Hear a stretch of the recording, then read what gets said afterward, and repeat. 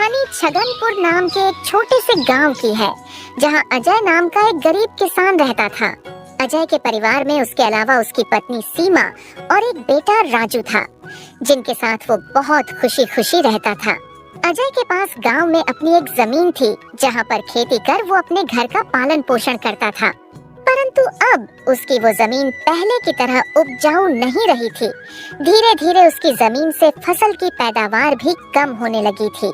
एक दिन इसी चिंता में वो अपने जमीन के पास बैठा होता है और कमाने का कोई और जरिया सोचने लगता है। दिन प्रतिदिन मेरे इस जमीन से उगने वाली फसल कम होते जा रही है। लगता है मुझे अब कोई दूसरी जमीन लेकर काम करना होगा, या तो कोई और जरिया ढूंढना होगा कमाने का। पर अब मैं इस जमीन के भरोसे नहीं रह सकता हूँ। चलो एक बार चल के सीमा से राय लेकर देखता हूँ वो क्या कहती है इस बारे में। अजय तुरंत खेत से अपने घर की तरफ चल पड़ता है। घर पहुंचकर वो सबसे पहले अपनी पत्नी सीमा को आवाज लगाता है। सीमा जरा यहाँ आना, तो तुमसे एक जरूरी बात करनी है। अजय की आवाज सुनकर सीमा वहाँ आ जाती है। बोलिए, आपने मुझे बुलाया क्या? हाँ सीमा, मुझे तुमसे एक जरूरी विषय पर बात करनी है और तुम्हारी राय जाननी है। हाँ बोलिए, क्या बात है? सीमा, तुम तो जानती हो हमारी जमीन अब पहले की तरह इतनी उपजाऊ नहीं रही है, और अगर मैं ज्यादा खाद वगैरह डालने की कोशिश करूंगा तो कहीं उसकी मिट्टी और खराब ना हो जाए। इसलिए सोच रहा हूँ कि कुछ समय के लिए उस जमीन पर खेती करना छोड़ दूं। हर साल थोड़ी थोड़ी खाद उसमें डालता रहूंगा, जिससे कुछ सालों बाद वो पहले की तरह उपजाऊ हो जाएगी। फिर उसमें खेती करना शुरू कर दूंगा। हाँ, ये ठीक रहेगा। इससे आपकी जमीन भी सही रहेगी और उसमें उगने वाली फसल भी। हाँ, पर तब तक मैं क्या करूं? क्योंकि मेरे पास दूसरी तो कोई जमीन नहीं है, तो घर का खर्च चलाने और राजू के पढ़ाई के लिए कहां से पैसे जुटा पाऊंगा?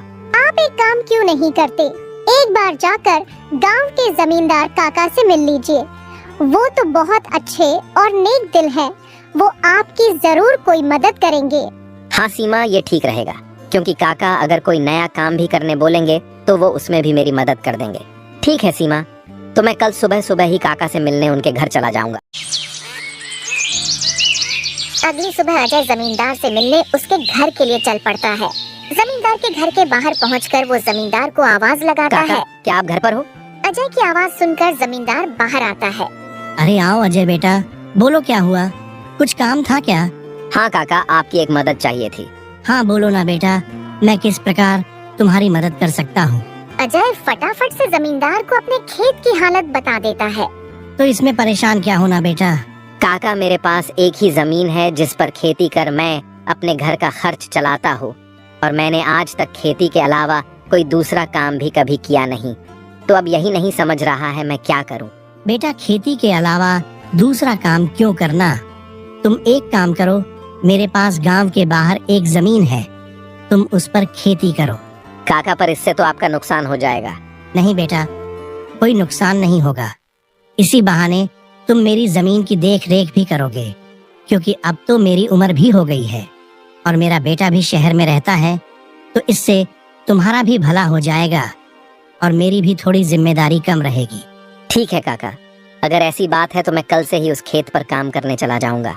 अजय जमींदार को धन्यवाद कहकर वहाँ से अपने घर के लिए निकल जाता है।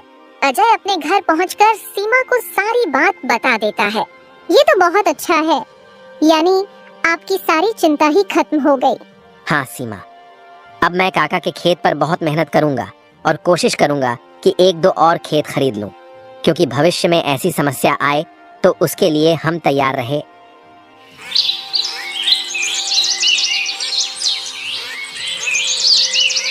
अगली सुबह अजय जमींदार के खेत पर काम करने निकलने वाला होता है तो सोचता है, काका की जमीन गांव के बाहर है, तो शायद शाम को आते आते देर हो जाए, इसलिए सीमा को बोलकर जाता हूँ। सीमा, जरा यहाँ आना तो। अजय को बुलाता सुन सीमा वहाँ आती है। बोले, आपने बुलाया मुझे? हाँ सीमा, सुनो, काका का खेत गांव के बाहर है, तो मुझे शाम को घर लौटने में थोड़ी देर भी हो सकती है। तो अगर मुझे देर हो जाए तो तुम और राजू खाना खाकर सो जाना। ठीक है, पर अपना ध्यान रखना। और हाँ, 1 मिनट रुकना, मैं आपके खाने का डिब्बा लेकर आती हूँ, वो लेकर ही जाना। फिर क्या था, अजय अपना खाने का डिब्बा लेकर गांव के बाहर वाली जमीन पर काम करने चल पड़ता है। चलते चलते कुछ समय बाद वो गांव के बाहर वाली जमीन पर पहुंच जाता है। चलो अब पहुंच गया हूँ तो फटाफट से खेत पर काम करना शुरू कर देता हूँ। अजय अपनी कुदाल उठाकर खेत पर काम करना शुरू कर देता है। अजय को अभी काम करते कुछ समय हुआ ही था कि तभी पीछे से एक सांप आकर उसे काट लेता है। सांप के काटने के कुछ समय में ही अजय चक्कर खाकर वहीं गिर जाता है। यहाँ अजय सांप के काटने से बेहोश हो चुका था, पर गांव के बाहर होने के कारण उसकी खबर अब तक उसके घर वालों को नहीं चलती है।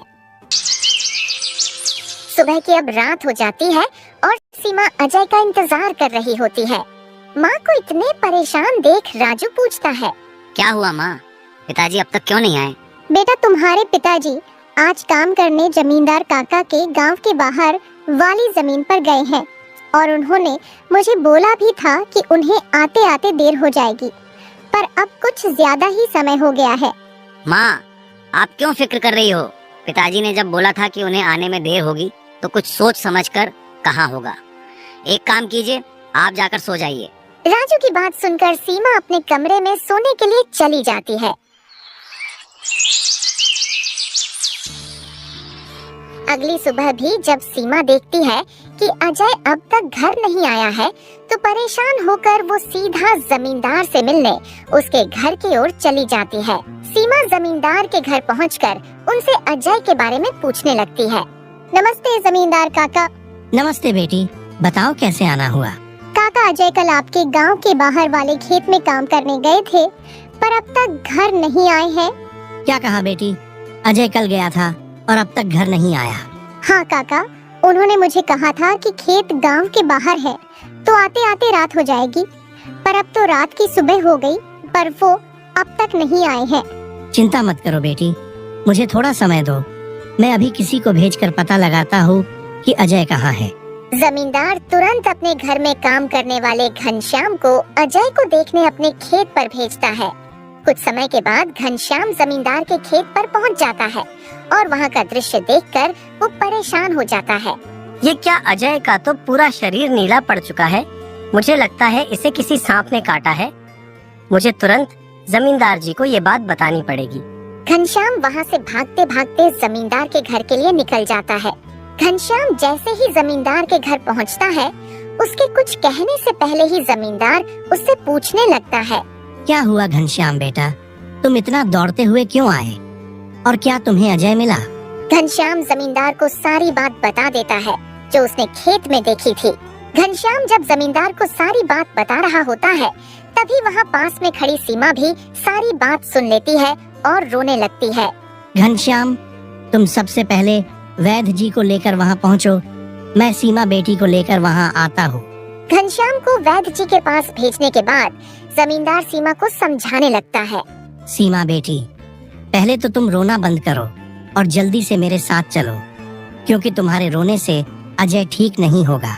फिर क्या था, जमींदार सीमा को लेकर अजय को देखने उसके खेत के तरफ निकल जाता है और घनश्याम वैद्य जी को लेने दूसरी तरफ निकल जाता है।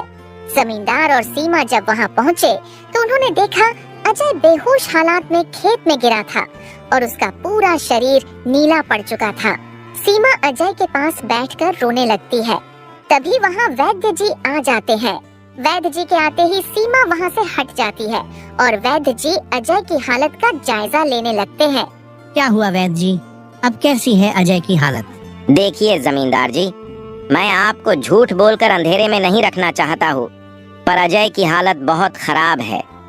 वैसे तो मैंने उसे जहर को काटने वाली औषधि दे दी है, परंतु जहर अजय के अंदर कुछ ज्यादा समय तक रह गया है, जिस कारण वो प्रगाढ़ बेहोशी के हालत में चला गया है। प्रगाढ़ बेहोशी, ये क्या होता है वैद्य जी?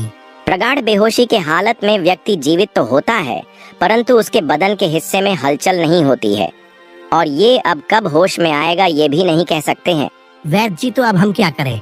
देखिए जमींदार जी, अभी के लिए मैं कुछ दवाइयाँ दे रहा हूँ, उसे समय समय पर पानी में मिला कर देना, बाकी तो सब ऊपर वाले के भरोसे हैं। वैद्य अजय की हालत का जायजा लेकर और दवा देकर वहाँ से चले गए। फिर कुछ गांव वाले अजय को लाकर उसको उसके घर के बिस्तर पर लेटा देते हैं।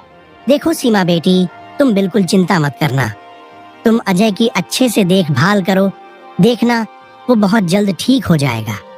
और तुम्हें अगर किसी भी चीज की कोई भी जरूरत हो तो मुझे जरूर बता देना, और हर महीने मैं तुम्हारे लिए और राजू के लिए कुछ पैसे भेजता रहूंगा, पर तुम हिम्मत मत हारना।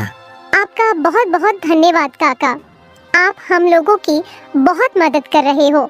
जमींदार फिर वहाँ से सीमा को दिलासा देकर चले जाते हैं। जमींदार के जाने के बाद वहाँ राजू आ जाता है और अपने पिता की हालत देखकर सीमा से उसका कारण पूछने लगता है। माँ, ये पिताजी को क्या हुआ है? बेटा, तुम्हारे पिताजी को कल खेत में सांप ने काट लिया है, जिस कारण वो बेहोश हो गए हैं। माँ, तो पिताजी होश में कब आएंगे? बेटा, वैद्य जी ने कुछ दवाइयाँ दी हैं और उन्हें समय समय पर पिलाने कहा है। उन्होंने बोला कि उन दवाइयों से वो बहुत जल्द ठीक हो जाएंगे। पर माँ, पिताजी की ऐसी हालत है तो अब हमारे घर का खर्च कैसे चलेगा? बेटा, तुम उसकी चिंता मत करो, मैं हूँ ना, मैं सब संभाल लूंगी। नहीं माँ, आप क्या क्या करोगी? आप पिताजी का ध्यान रखोगी, आप घर संभालोगी कि घर का खर्च देखोगी? माँ, आप बस पिताजी का और घर का ध्यान रखो, मैं अब खेत पर काम करके घर का खर्च चलाऊंगा। राजू की ऐसी बातें सुन सीमा भावुक हो जाती है। नहीं बेटा, तुमको काम करने की कोई जरूरत नहीं है, मैं सब संभाल लूंगी। तुम बस अपने पढ़ाई का ध्यान रखो। तुम्हारे पिताजी का सपना है कि तुम बहुत बड़े अफसर बनो और मैं तुम्हें वो बनाकर रहूंगी, भले उसके लिए मुझे कितनी भी मेहनत क्यों ना करनी पड़े। फिर सीमा राजू को वहाँ से पढ़ने भेज देती है।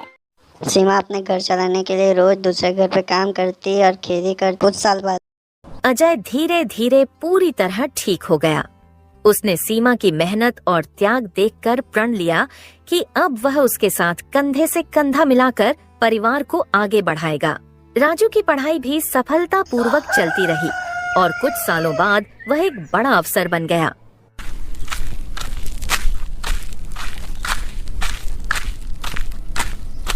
माँ, पिताजी, मैं आज जो कुछ भी हूँ वह आपकी मेहनत और त्याग के कारण हूँ।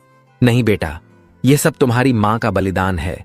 उसने हमारे परिवार को बचाने के लिए हर मुश्किल का सामना किया। सीमा का त्याग और अजय का साथ, दोनों ने मिलकर एक नई मिसाल कायम की।